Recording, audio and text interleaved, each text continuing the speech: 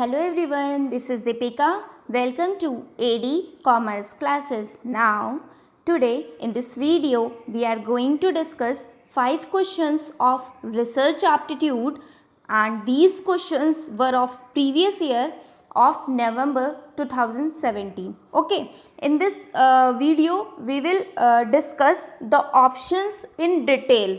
Okay, so you people are able to not only solve these 5 questions, you cover many more questions from if you people watch this video very sincerely. Okay, you will cover around 20, 25 to 30 question. I think 30 question you will cover from this video. Okay, so let us start our video. Which of the following research type focuses on ameliorating the prevailing situation?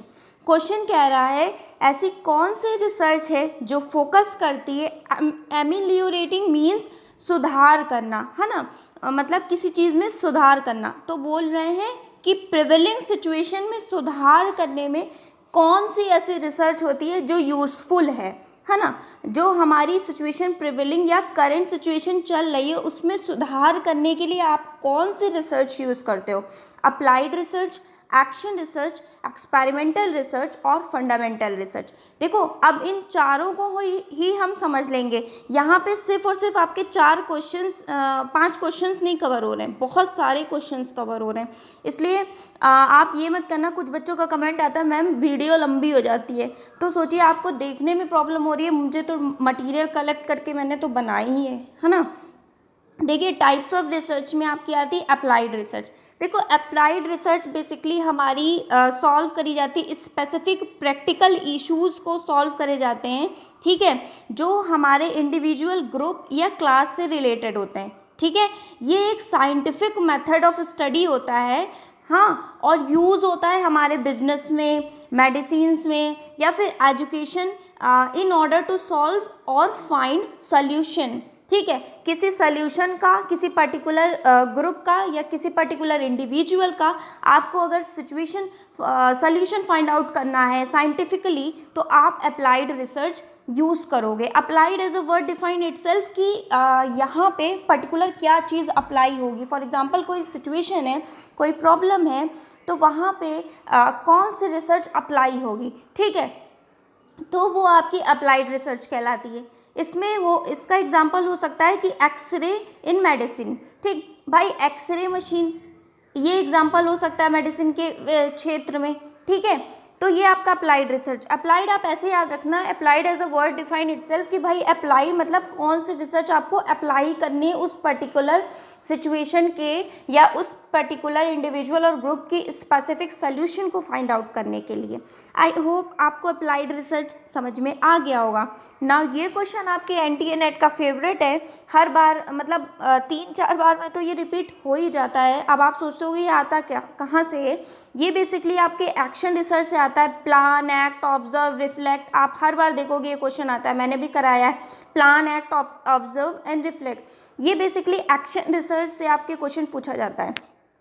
किसी भी चीज़ को आप सबसे पहले plan करते हो, ठीक है, फिर उसके बाद उस अकॉर्डिंग एक्ट करते हो, देन ऑब्जर्व करते हो, देन रिफ्लेक्ट करते हो। जब आप प्लान करते हो तो आइडेंटिफाइंग, इन्फॉर्मिंग, ऑर्गेनाइजिंग, ये 3 स्टेप होते हैं। आइडेंटिफाई करते हो, इन्फॉर्म करते हो, देन ऑर्गेनाइज करते हो, फिर एक्ट करते हो, देन ऑब्जर्व करते हो, फिर ऑब्जर्व के बाद आप एनालाइज करते हो, रिपोर्ट करते हो, शेयरिंग करते हो, देन रिफ्लेक्ट करते हो, रिफ्लेक्ट के बाद आप इवेल्युएट, इम्प्लीमेंट एंड रिवाइजिंग, है ना, ये सारी चीज़ें आप करते हो।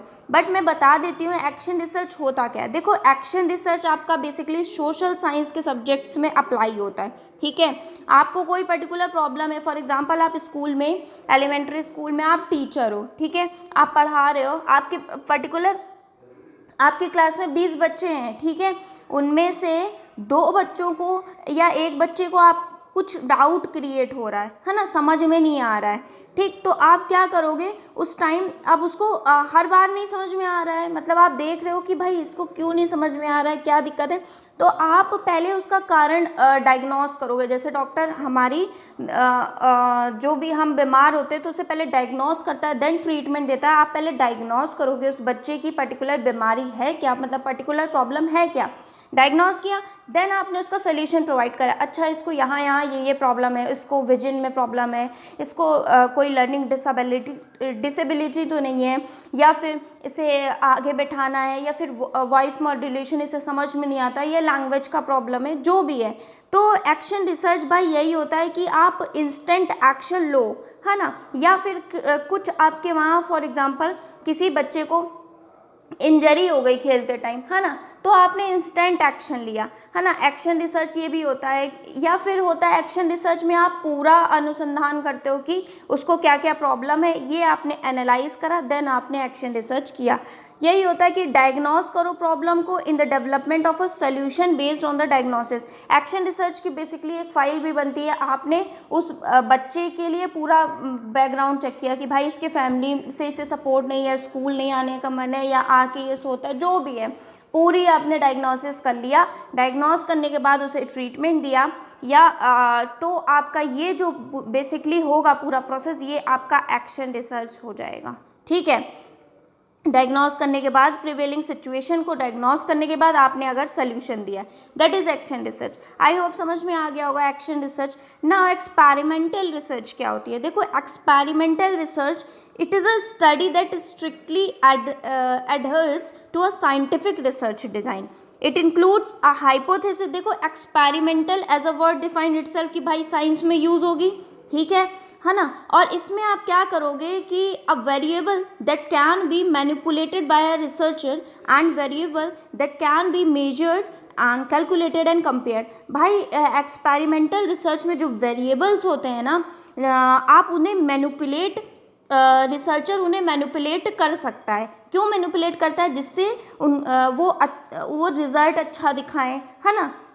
भाई किसी भी चीज़ में आप मैनिपुलेट करके तोड़ मड़ोड़ के उस चीज़ को क्यों बताते हो? क्यों? क्योंकि आपका इंप्रेशन अच्छा जाए, आपकी चीज़ बुरी ना लगे। ये हमारी एक्सपेरिमेंटल रिसर्च है। आपने रिसर्च किया साइंटिफिकली, फिर उसमें आपको अगर कुछ खामियां लग रही हैं तो रिसर्चर ने उसे मैनिपुलेट करा, है ना, उनके उस वेरिएबल्स में जो कि उसने मेजर किया है, कंपेयर किया है या कैलकुलेट किया है ना। तो यहाँ से क्वेश्चन ये भी फ्रेम हो सकता है कि a research which can be manipulated by the researcher. तो आपका आंसर होना चाहिए एक्सपेरिमेंटल रिसर्च। ओके, तो इतना आई होप आपको क्लियर हो गया होगा।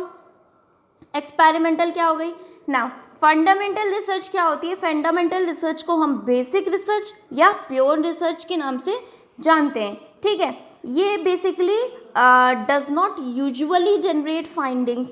ये यूजुअली हम फाइंडिंग्स या पर्टिकुलर प्रॉब्लम्स को फाइंड आउट करने के लिए नहीं यूज़ होती है। That have immediate application in a practical level. भाई इमीडिएट प्रैक्टिकल एप्लीकेशन या फिर इमीडिएट एप्लीकेशंस को सॉल्व करने के लिए ये हमारी रिसर्च नहीं यूज़ होती है, ठीक।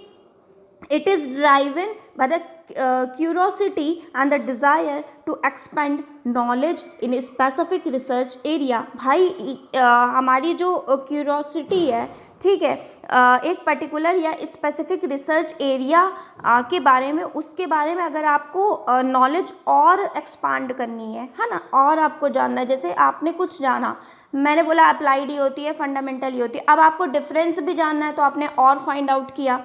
तो ये क्यूरियोसिटी है आपके अंदर कि आप इसके बारे में और जान रहे हो, दैट इज़ फंडामेंटल रिसर्च। तब आप फंडामेंटल रिसर्च करोगे, मतलब gathering knowledge for the sake of knowledge. मतलब ज्ञान पे आपको ज्ञान चाहिए, जिसे हम बोलते हैं हिंदी में परासंज्ञान, है ना। आपको ज्ञान तो है बट उस पर भी आपको और ज्ञान चाहिए, दैट इज़ आपका फंडामेंटल रिसर्च। आई होप ये चारों रिसर्च अच्छे से समझ में आ गई होंगी आपको इस क्वेश्चन में। नाउ हमारा क्वेश्चन पूछा गया था प्रिवेलिंग सिचुएशन को, जो करंट सिचुएशन है उसको सॉल्व करने के लिए कौन सी रिसर्च यूज़ होती। देखो अप्लाइड तो होती ही नहीं है। मैंने बोला कि ये करंट सिचुएशन अप्लाइड कब होगी कि पर्टिकुलर ग्रुप की प्रॉब्लम को सॉल्व करने के लिए, पर्टिकुलर इंडिविजुअल की प्रॉब्लम को सॉल्व करने के लिए, है ना।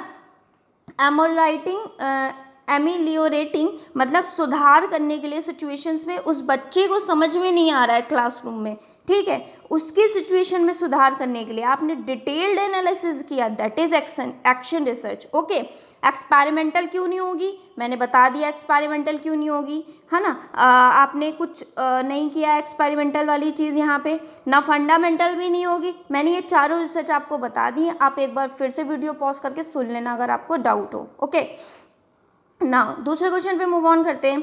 अ researcher that attempts to evaluate the effect of method of feeding on anxiety proneness of children, which method of research would be appropriate for this.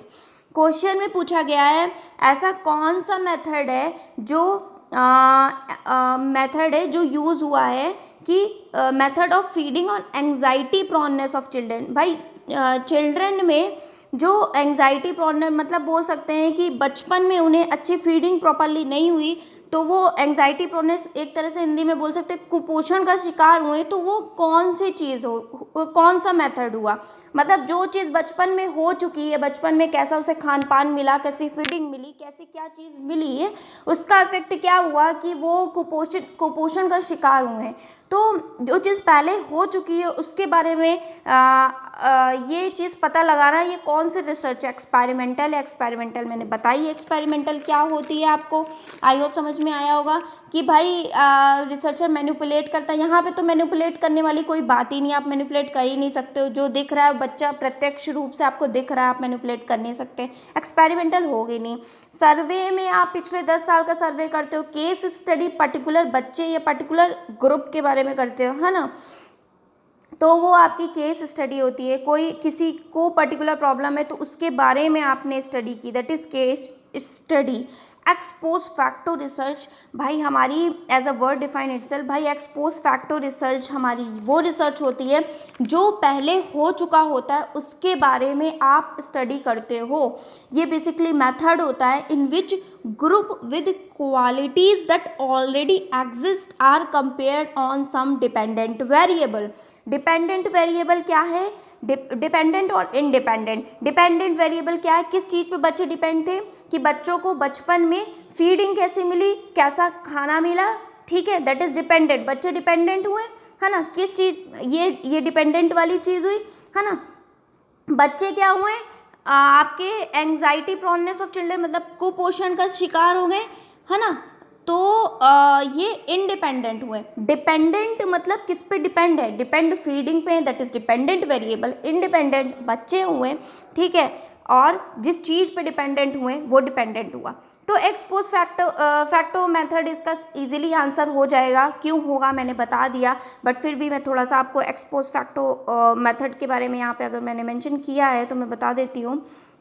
Expose facto method basically जो चीज़ पहले हो चुकी है उसके बारे में स्टडी करना, बच्चों को कैसी फीडिंग हुई, दैट इज ये डिपेंड करता है कि बच्चे कुपोषण का शिकार है, ये किस पे डिपेंड करता है, ये उस वेरिएबल पे डिपेंड करता है कि बच्चों को कैसा खान पान मिला, ठीक है। तो ये एक्सपोज फैक्टो मेथड हुआ। सर्वे मेथड एक कलेक्शन ऑफ डाटा होता है पर्टिकुलर ग्रुप इंडिविजुअल में, या क्वेश्चनरी फॉर्म करके, या पेपर पे, फ़ोन पे, इंटरव्यू पे, ऑनलाइन हम जानकारी कलेक्ट करते हैं, वो आपका सर्वे होता है, ठीक है। केस स्टडी आपका क्या होता है, इसका एम होता है स्पेसिफिक इशू को सॉल्व करना। एक बच्चे को आप फॉर एग्जांपल एक बच्चे को उल्टा पढ़ने की आदत है, तो आपने उसके स्पेसिफिक इशू को वॉस को 100 पढ़ता है, 100 को वॉस पढ़ता है, तो उल्टा पढ़ता है, तो आपने केस स्टडी किया, फिर आपने पता लगाया कि भाई इसे लर्निंग डिसेबिलिटी है, जिसे हम डिसलेक्सिया के नाम से जानते हैं, पठन संबंधी विकार है, तो आपको पता चला, that is case study method, ठीक है। तो आपका आंसर बिना कुछ सोचे समझे एक्सपोज फैक्टो मेथड हो जाएगा। Now we move on to our third question, which of the following is susceptible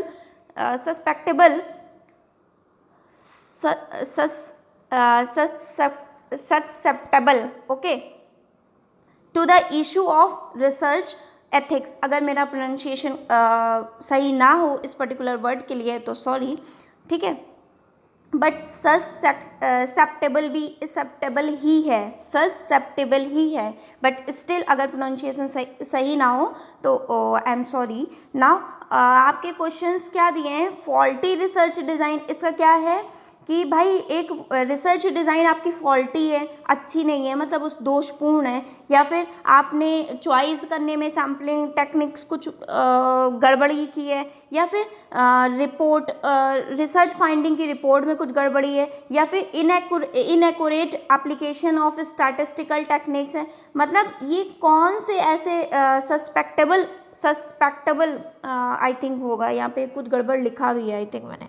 to the issue of research ethics, इसके बारे में देखो, इसमें अगर होता है तो हमारी रिपोर्ट्स जो है ना वो आता है, ठीक है, मैं अभी दिखाती हूँ, मैंने मेंशन करके रखा है। जो रिपोर्ट्स होती हैं रिसर्च फाइंडिंग की वो होती हैं, है ना, संदिग्ध होती हैं, है ना।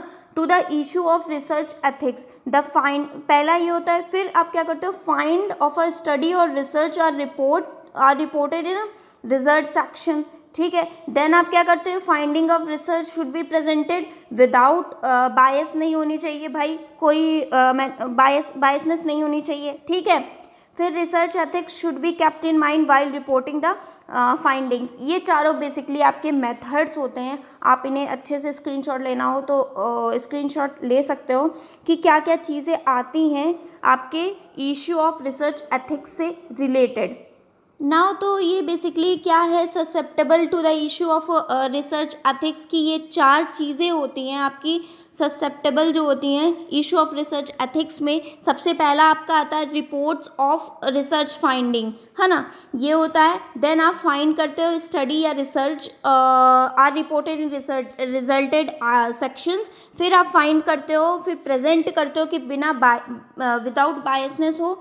फिर रिसर्च एथिक्स को आप माइंड में रख करके फाइंडिंग्स को सॉल्व करते हो, तो आपका आंसर बिना कुछ सोचे समझे रिपोर्टिंग वाला हो जाएगा। नाउ आंसर आपका क्या था, रिपोर्टिंग ऑफ रिसर्च फाइंडिंग आपका आंसर हो जाएगा, ठीक है। और ये जो बेसिकली वर्ड है ससेप्टेबल, ये इजीली, इसका मतलब होता है इजीली इन्फ्लुएंस्ड, या फिर बोल सकते हैं सरलता से जो प्रभावित होते हैं, है ना, या फिर हम बोल सकते हैं अफेक्टेड बाय समबडी या समथिंग, जो रिसर्च एथिक्स से अफेक्ट होते हैं या प्रभावित होते हैं, है ना, ससेप्टेबल ही होता है ना। नाउ फोर्थ क्या है, on the basis of summative test, summative और फॉर्मेटिव सबको पता है, जो ड्यूरिंग होते हैं, हम टीच कर रहे हैं क्लास में, ड्यूरिंग जो हुआ दैट इज समेटिव और दैट इज फॉर्मेटिव। आफ्टर जो हुआ हमारे टीचिंग, जो आपके एग्ज़ाम होते हैं FA1 FA2 these are formative and summative are आपके जो टेस्ट होते हैं, है ना, जो आपके टेस्ट हुए वो आपके फॉर्मेटिव हुए, ड्यूरिंग हुए, ठीक है। जो आपके पेपर होते हैं ना, first term second term exam third term exam, वो आपके समेटिव हुए, ठीक है, लास्ट में आपने किया। तो बोला क्या गया है, on the basis of the summative test a teacher is interpreting his or her student performance terms of their wellness lifestyle evident in the behavior, this will be called as, देखो CCE सबको पता है, सतत एवं व्यापक मूल्यांकन, continue विकास करना, है ना, कंटिन्यू आप बच्चों में विकास कर रहे हो, दैट इज CCE। और फॉर्मेटिव मैंने बता दिया, ड्यूरिंग अगर आप कुछ कर रहे हो, आप क्लास में पढ़ा रहे हो बच्चों को, ड्यूरिंग समझा रहे हो, किसी बच्चे को प्रॉब्लम है या कुछ है तो आपने आपने उसे समझाया या क्विज के द्वारा समझाया पर्टिकुलर टॉपिक या कुछ किया, that is formative. Norm reference testing और क्रिटेरियन रेफरेंस टेस्टिंग, ये मैं आपको समझा देती हूँ, बहुत इंपॉर्टेंट है बेसिकली। देखो जो आपका ये पहले यही मैं समझाती हूँ, क्रिएशन रेफरेंस टेस्टिंग, देखो ये तब यूज होती है जब एक पर्टिकुलर बच्चे का ही स्कोर मेजर करना। फॉर एग्जांपल मैं कह दूँ, एक स्केल है, एक मानक पैमाना, आपने एक स्केल ली है, ठीक है, उसमें उस बच्चे को आपने देखा कि एक हाइट पे था, उसके बाद वो ऊपर और उस हाइट पे पहुंचा, या फिर वो उसके बाद नीचे हो गया, तो आपने देखा कि हाइट ऊपर नीचे अप डाउन हो रही है, तो आपने एक मानक पैमाना लिया, उसी बच्चे का, उसी पर्टिकुलर बच्चे का आप मेजर कर रहे हो, है ना, तो वो आपकी क्रिएशन रेफरेंस टेस्टिंग होती है। इसमें उस बच्चे को आप किसी दूसरे बच्चे से कंपेयर नहीं कर रहे हो, ठीक है। तो it is use when test score to generate a statement about the behaviour that can be expected of a person with that score. आपने एक्सपेक्ट किया था कि ए बच्चे का इतना स्कोर आया, इतना आया, ठीक है। इस टेस्ट में आपने एक्सपेक्ट किया कि भाई जब दूसरा टेस्ट लूँगी ना मैं, तब इस बच्चे का और अच्छा आएगा, तो आपने उस पर मेजर किया, उस बच्चे का आप पर्टिकुलर मेजर कर रहे हो, ठीक है।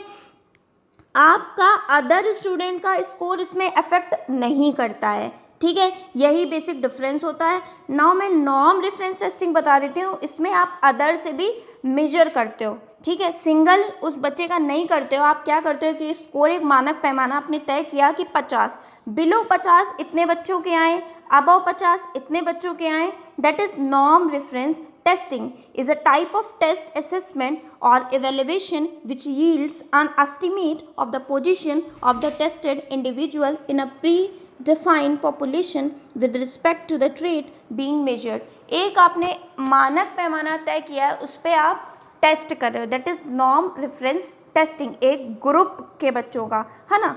और क्रिएशन में एक पर्टिकुलर बच्चे का आप कर रहे हो। तो आपको समेटिव में पूछा गया था, question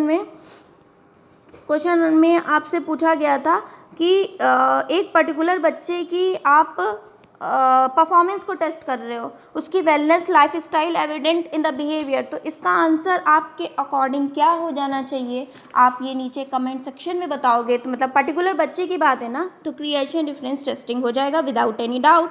now we move on to last question for today's video, in which of the following arrangement a wide spectrum of ideas and issues may be possible। भाई जिसमें व्यापक पैमाने पे आइडियाज़ या इश्यूज पॉसिबल होते हैं वो क्या होता है, आई होप आपको पता होगा, कॉन्फ्रेंस होता है। बट कॉन्फ्रेंस, सिम्पोजियम, वर्कशॉप और रिसर्च आर्टिकल आपको पता है एक पर्टिकुलर टॉपिक होता है, उस पर आपको करना होता है। वर्कशॉप आपको पता है कि वर्कशॉप शो ऑफ करनी होती है, ठीक है। कॉन्फ्रेंस और सिम्पोजियम मैं बता देती हूँ। कॉन्फ्रेंस आपकी बेसिकली बड़े पैमाने पे होती है, ठीक है। जस्ट अ मिनट, हाँ, कॉन्फ्रेंस आपकी लार्ज ऑफिशियल मीटिंग होती है, ज़्यादा दिनों तक चलती है, जैसे कि सेवरल डेज तक चलती रहती है, ठीक है। और प्रोफेशनल मीटिंग होती है, इंपॉर्टेंट मैटर्स को डिस्कस किया जाता है। सिम्पोजियम आपकी पर्टिकुलर सब्जेक्ट के लिए होती है, एक डे में भी ये एंड हो सकती है ना, या फिर एक डे में ये एंड हो जाती है। ये डिफरेंस है सिम्पोजियम और कॉन्फ्रेंस में, ठीक है। सेमिनार क्या होते हैं, सेमिनार फॉर्मल रिप्रेजेंटेशन होते हैं बाय वन और मोर एक्सपर्ट, एक या एक से ज़्यादा एक्सपर्ट फॉर्मल रिप्रेजेंट करते हैं, प्रेजेंटेशन देते हैं, in which the attendees are encourage to discuss the subject matter. एक पर्टिकुलर सब्जेक्ट मैटर पे क्या होता है कि एक, दो या दो से ज़्यादा लोग फॉर्मल प्रेजेंटेशन देते हैं, वो आपका सेमिनार होता है। कॉन्फ्रेंस मैंने बता दिया, लार्ज मीटिंग होती है जिसमें एक्सपर्ट डिस्कस करते हैं एक एजेंडा को या फिर एक पर्टिकुलर चीज़ को, और ये ज़्यादा टाइम तक चलती है, दैट इज़ कॉन्फ्रेंस। वर्कशॉप मैंने बताया कि भाई आप कोई पर्टिकुलर सब्जेक्ट मैटर पे कुछ आप प्रदर्शित कर रहे हो, that is workshop. Research article आपका प्राइमरी सोर्स होता है, that is it report the method and result of an original study performed by an authority। brief intro will often include, ठीक है, इसमें brief intro include होता है। अब आपका क्वेश्चन में यही पूछा गया था कि जिसमें wide spectrum of ideas and issues में भी पॉसिबल, तो ये कॉन्फ्रेंस में पॉसिबल होता है। वर्कशॉप पे तो आप शो ऑफ करते हो, सिम्पोजियम छोटे पैमाने पे होता है, कॉन्फ्रेंस आपका इसका आंसर सही हो जाएगा इस पर्टिकुलर क्वेश्चन के लिए। क्यों होगा मैंने बता दिया, वीडियो ज़्यादा लंबी ना हो इसलिए मैंने बहुत जल्दी भी समझाने की कोशिश की है। कुछ बच्चों की कंप्लेन हो जाती है कि भाई वीडियो लंबी हो जाती है, बट मैंने कोई भी टाइम वेस्ट नहीं किया, आपको दिख रहा होगा, ठीक है। सो it was in this video, और अगर वीडियोस पसंद आई हो तो please like share and subscribe करना ना भूलिएगा। और मैंने प्रीवियस और भी क्वेश्चंस डिस्कस किए हैं, वो भी आप वॉच करना। So it was in this video, meet you in my next video, till then stay happy and keep learning guys, tata bye bye, take care.